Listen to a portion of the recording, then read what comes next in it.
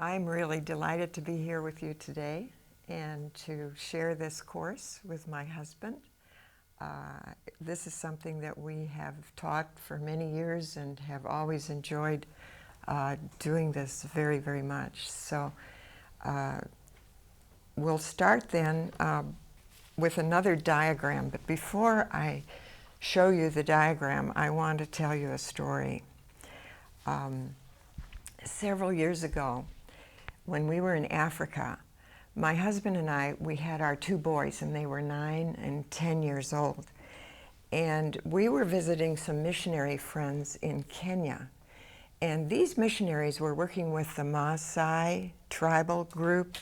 This is a very distinguished, very colorful group of nomads that are very well studied by anthropologists. I'm sure several of you have heard about them or have read about them. The Maasai life revolves around their cattle, their cows, and they live very close to their cows, and they also drink a lot of the cow's milk, and they also drink the cow's blood. And it's a very different sort of experience for us and our family, and we were very excited about going there to meet with these group of Maasai warriors, actually is what they're called. And so our friends arranged for us, our missionary friends arranged for us to go and have tea in a Maasai village. And so we got in the car with the children and we went out, and just before we got there, they said, okay, when you get out of the car, you, as an adult, Dwayne and I, my husband and I, you must greet the people, and there will be lots of children that will come, and they'll gather around the car, and they will present their heads to you. And they will all be bald, they will be shaved.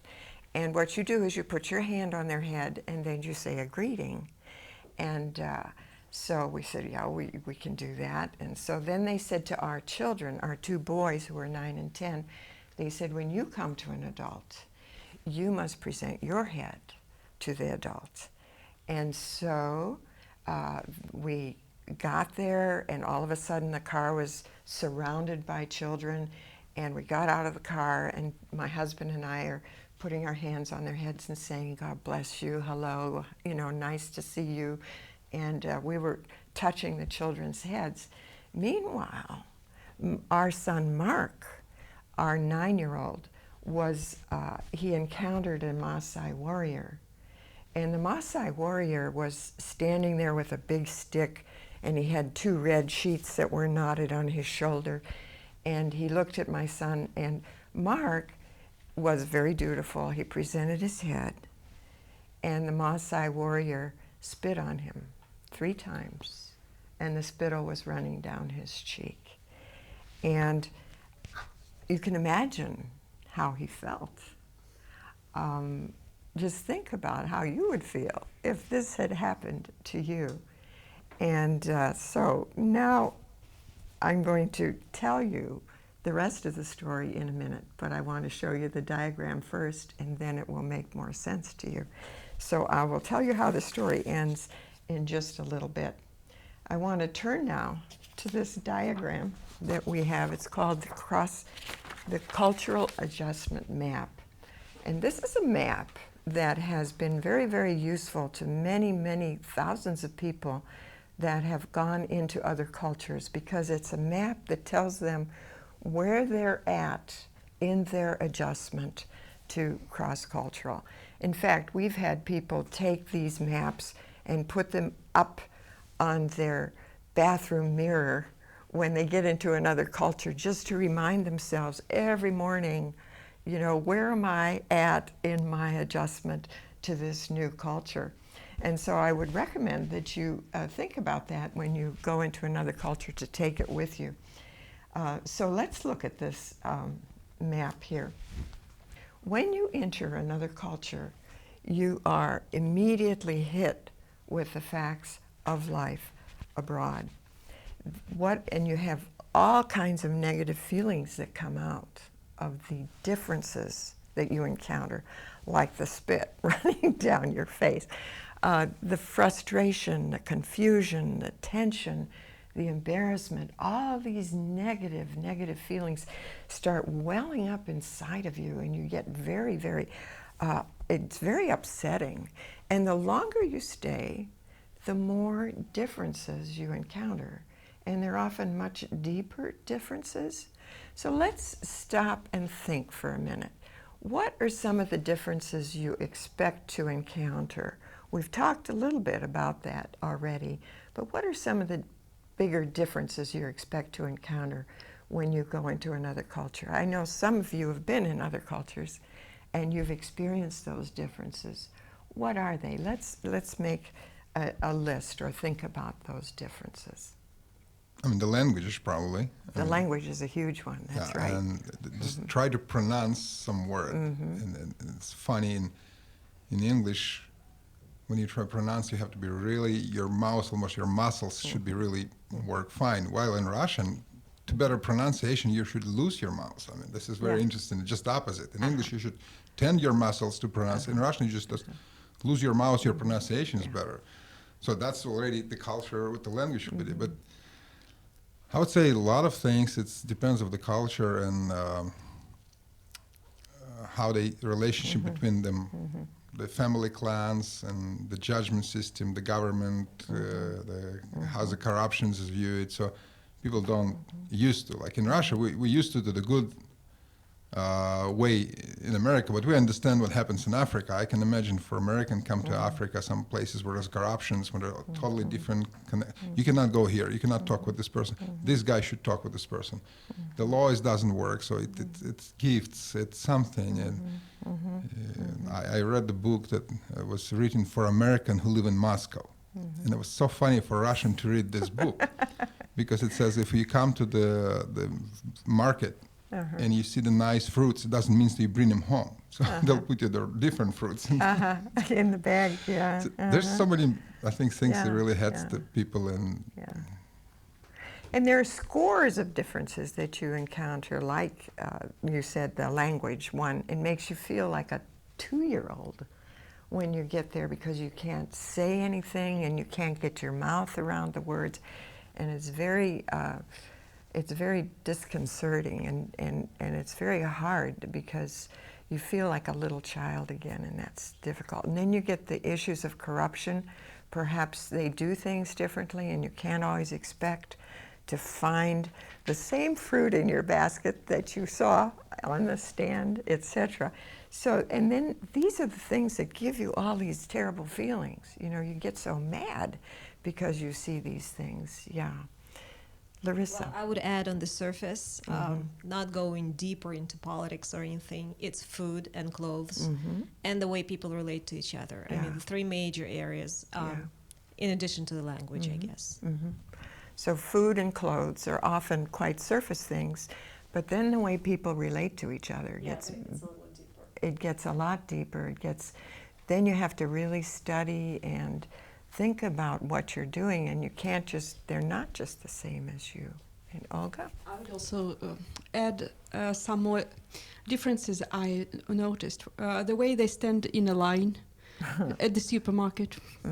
In France, they keep a distance. In Germany, they behave like we here in Russia. So I tried to do what they do. And how do you behave here in Russia? We stand rather closely. Okay. And we Russians usually leave our shoes and boots in the hall when we come to somebody's place. In other countries, I saw the people didn't do it. They didn't take their shoes off. Yeah, well, see that there you have it again. They have potential for conflict and offense, don't they? Because if you don't take your shoes off when they're accustomed that you should, or if you don't do the things that they expect you to, you don't greet them the way they should. They tend to feel like they read into what you're thinking, and they think you're arrogant and that. Can I add one more thing? Yeah. So, and there is one other difference that came to my mind. In other countries, they usually don't pay attention how many flowers they give you as a gift. In Russia, if you bring an even number, An even number, it means you have come to the funeral. Really? Yes. Wow, that's very interesting. It's interesting. Yeah, and so tremendous offense could be Yeah, given at absolutely. that point. If Yeah. you give a clock Uh-huh. as a gift in China, it means you want the person to die. The Oh, sooner the better. Yeah. So there are so many little things like that that can create all these negative feelings that we have. And then we get angry and we get confused and we get frustrated. And I know I often have found myself thinking, that's so inappropriate. That is so wrong, the way they're doing these things. I certainly wouldn't have done it that way, you know, and they must be so, and you've got all these negative, you know, adjectives that you give there, and these feelings tend to grow, and pretty soon you begin doubting yourself, and you begin to think, why did I come here in the first place? What am I doing here? And I will never fit in, I will never, and so all these feelings start tearing around in your being. Now, the thing that we have to remember is that these feelings are normal. It means when you have all these negative feelings that you have red blood flowing in your veins, that you are a human being, and this is normal for all human beings to feel these negative things. In fact, there was a group in the United States early on when they were just starting to study cultures that were sending groups of young people overseas to work around the world. And so they sent the first group out after they were organized, and they thought, well, we'll train them well. So they trained them very well, sent them out, and when these young people came back, they were reporting all these negative feelings and how badly they felt and how hard it was. And the trainers thought, oh, we didn't do a very good job. And so they tried to do it differently, and they changed some things. They trained the next group of young people, sent them out, and the young people came back after their period of time overseas, and they found that they all felt the same thing. And finally, this group decided, and these were part of the U.S. government, they decided, you can't train people so they don't feel these things. So now what to do? What do we do? How do we train them so that they don't feel these things? Because this is the situation they find themselves in. And the good news about it is that we have discovered is that you have a choice. You can make a choice. When you have all these negative feelings, you can decide, I'm going to do some things differently. And there are two coping strategies. There are two choices you can make. The first choice you can make is you can decide to observe. You can look around. You can look at what they're doing. You look at how they act. And you can observe. And you can listen. Listen to how they relate to each other. And you can inquire. If you don't understand, find somebody that understands the culture and ask and inquire. And that kind of a choice will lead to rapport, to good relationships, to trust relationships, and understanding. And you'll understand the culture more and more as you observe and listen. There's another choice you can make, and this is a choice that many of us have made. I'm sure you've experienced this in your overseas experiences. You can criticize, you can rationalize, and you can withdraw. Now, you can criticize and say, oh, it's so stupid the way they do this thing. Or, I don't like this. Why don't they do it the way we do it? Or you can rationalize and say, well, they haven't been as educated as we are, or whatever, and you can talk like that. Or you can just simply withdraw. You can shut up and not say anything. You can just keep to yourself. You can just close down. And those kinds of choices, will create alienation and isolation. And before too long, you're going to find yourself isolated, not understanding, people aren't going to be relating to you, etc. Now, I wanted to say something about this withdrawing. Sometimes withdrawing is an important thing to do. A strategic withdrawal is what we call it. And that is when you feel so overwhelmed by all of these negative feelings. That's when sometimes you need to just pull back a little bit, go to your own place, put yourself back together, have a good cup of tea, you know, talk to somebody that speaks your same language and just relax a little bit and gather yourself to get back in the culture and start observing, listening, and inquiring. Then there is the ultimate withdrawal. What is the ultimate withdrawal, would you think? Unacceptance. Absolutely, not accepting the people at all. That's right. And another way to ultimately withdraw? Can go ahead, Vitaly. You basically, leave the country, That's leave the right. place. Absolutely. Say, forget it. I'm Yeah. not going to be here, and Yeah. just I don't want to do anything. I'll go back to whatever Yeah. I feel fit better. So. Mm-hmm. And a lot of people that don't understand what's going on when they first come into a culture, they withdraw and withdraw and withdraw, and then ultimately they just turn around and go home and say, I can't do it. We had a friend that was sent by General Motors to Mexico City, and he was a very important engineer. And he was in Mexico City. I think he was only there for about 6 weeks. And he finally told General Motors, I'm sorry, I can't do this. And he turned around and went home. And I think the tragedy of that was he was a very able man, very competent at what he did, engineering cars. But he had never received any preparation. Nobody had told him about all these negative things that he's going to feel and how to cope, what kinds of choices to make when he got in Mexico City. He turned around and came home, and Dwayne and I felt so terrible about it because we didn't realize that that was what had happened to him until afterwards. And he was a good friend, and we could have said, you know, there's a way to do this. You can do this. It's possible. So that's the choice that we have. And when we feel a bad, negative feeling, we can decide to go one way or take the lower road and go the lower way. And all of us have gone the lower road once in a while. But that's the beauty of having that on your mirror or having that in front of you, that map. You can say, where was I today? Did I take the lower road?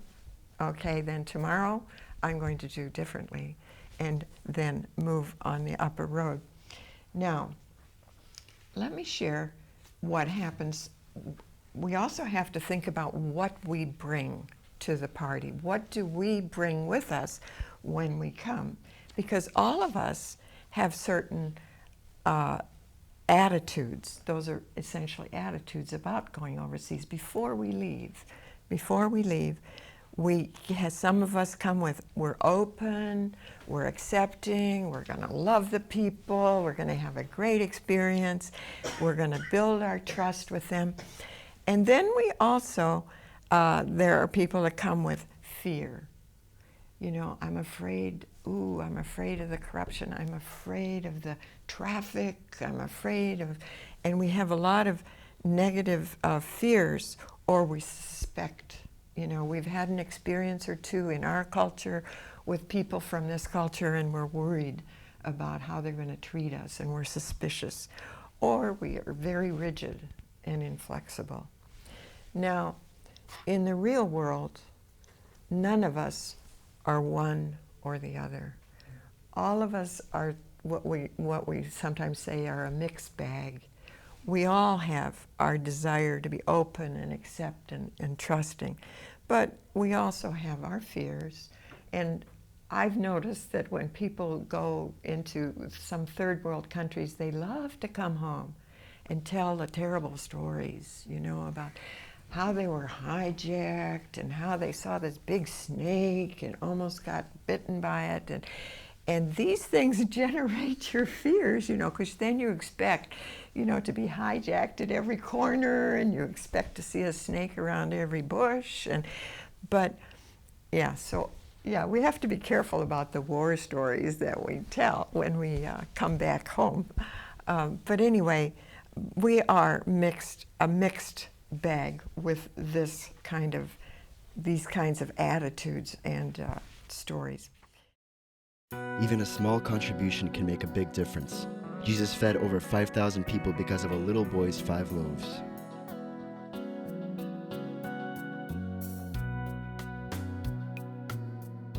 Regardless of the amount, your contribution is very important and greatly appreciated.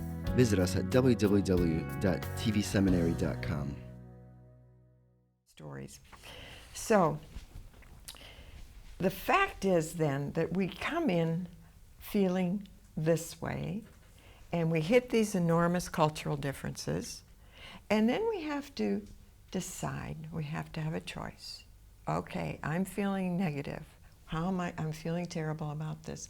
I'm going to observe, and I'm going to take the upper road. And people that tend to take the upper road, it reinforces these feelings, and then they hit these differences again, they take the upper road again, and it becomes a way of life. You more and more, you tend to build more and more rapport and understanding. And some people take the negative road, and they take it much more often. And they take it to the point where that's all they do, is they think negatively, and then they become isolated and closed down. So the issue then for us is you hit this period of confusion and frustration, and maybe yesterday you took the lower road, and you come back and you think, oh, I should have thought about that. And so the next time you choose to take the upper road, and that helps to build rapport and understanding. Any thoughts or questions about this at this point? Anything you want to add, Vitali? Just very interesting study that I came across, that the biggest number of missionaries who returned home, it was from, I think, Russia or former Soviet Union. Really? And they studied, so what happens? Yeah. And really what happens, they find out the reasons. When people come here first time for a mission trip, they'll see nice cars, they see some even maybe nice stores right now after perestroika. So they feel like it's look like America. So they came with this expectation. Yeah. When you go to Africa, you see all these different things, and you prepare for what it is. And the people stay longer. Here, the people think, okay, I can live here. So this I came for a week. And then when they start to live here, when they encounter all these problems, they realize it's overwhelming. So this misleading out fear, Yeah, the more the people look like you, the higher your expectations are that they are like you. Yeah, and then it really hits you when you experience these major cultural differences. You're exactly right. Yeah. Well, let me tell you what happened to our son Mark. Here he is, standing there with all the spittle running down his face. And what did he do? What should he have done? He came over, he sidled over to me, and he said, Mom, Mom. He said, this man spit on me. This man spit on me. And I said, okay, Mark, we should find out what this means. So I took a hanky out of my pocket, and we just turned around and we wiped it off a little bit. And we went on and we had tea. And later on, we talked to the missionaries and we said, do you know what happened to him? And they said, oh yes, that was a blessing. That was a blessing. And you know that the Maasai, when they have a new baby born into the tribe, all the relatives come and they spit on the baby to bless the baby. And when they're making a business deal, they'll spit in their hand and shake hands, or they'll rub the spittle on the other person's arms, the way they do that. And it comes from the fact that God blesses them with the rain, and it's a very dry area. And so that blessing is part of God's blessing, and so they want to repeat that blessing. And so look at the difference there, and that was an enormous difference. And I was so proud of our son, Mark, because he was able to just take it. He didn't show any anger or anything. He just came over and he said, "Mom, that's man spit on me." And we found out what it meant, and we had a wonderful time. And ever after that, he was very happy to go back and have tea with the Mas.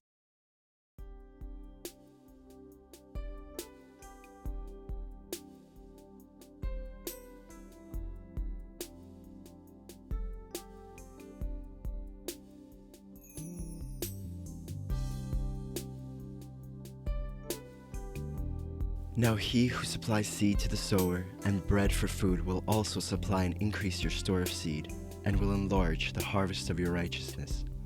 You will be enriched in every way, so that you can be generous on every occasion, and through us your generosity will result in thanksgiving to God. 2 Corinthians chapter 9, verses 10-11. How to give to TVS Ministry. You may give online at efca.org/givenow. In the description place, write Russia Distance Learning, account number 24109-0150. Or make checks out to EFCA. Write on the check memo line, Russian Distance Learning, account number 24109-0150. Mail to EFCA Donor Services, 901 East 78th Street, Minneapolis, Minnesota, 55420-1300. Or send your gift through PayPal for tvs.gift@gmail.com.